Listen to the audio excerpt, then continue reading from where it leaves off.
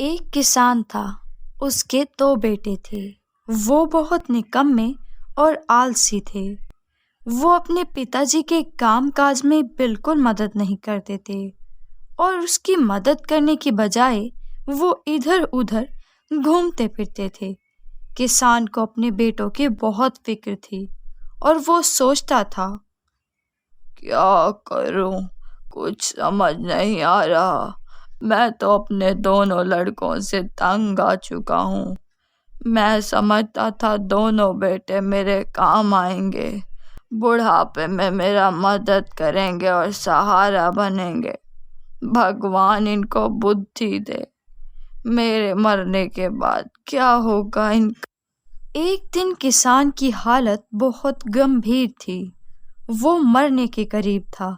तभी किसान ने अपने दोनों बेटों को बुलाया। बेटे, मेरी बात सुनो।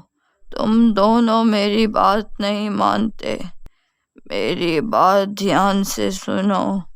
हमारे खेत में एक खजाना है, लेकिन वो खजाना कहाँ है, किस जगह है, इसकी जानकारी मुझे भी नहीं है। लेकिन वहाँ खुदाई के बाद तुम्हें वो मिल जाएगा। इतना कहकर किसान भगवान को प्यारा हो गया। लेकिन खजाने की बात सुनकर दोनों बेटों के मन में लालच आ गई और वो दोनों भाई खेत में चले गए और वो दोनों खजाने की लालच में खेत में खुदाई करने लगे। वो कुछ दिन तक खेत की खुदाई करते रहे, मगर उन्हें कुछ नहीं मिला और वो घर आए और अपने पिता को कोसने लगे। छोटे, देखा तूने, हमारे पिताजी ने हमसे झूठ बोला है। कोई खजाना नहीं है हमारे खेत में। खजाने का कहकर हमसे खेत में काम करवाया है। चल खाना खाते हैं। माँ, मुझे खाना दो, भूख लगी है। तुम दोनों को मैं क्या कहूँ, अब तुम दोनों बड़े हो गए हो और तुम्हारे पिताजी भी नहीं रहे।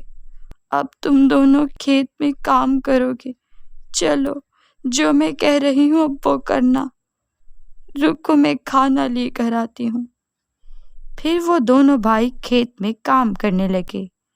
इसी तरह कुछ महीने गुजर गए और वर्षा के दिन का आगमन हुआ और किसान के बेटों के पास पेट भरने के लिए बस एक ही जरिया था, उनका खेत। तब किसान के बेटों ने बाकी किसानों की तरह खेत में बीज बोना शुरू कर दिए। देखते ही देखते खेत बड़े हो गए और हवा में लहराने लगे। ये देखकर किसान के बेटे बहुत खुश हुए और उन्हें पता चल गया कि अगर वो मेहनत करें तो उन्हें कुछ भी मिल सकता है। और वो खजाना जो उनके पिताजी ने उन्हें बताया था, दरअसल उनका खेत ही था।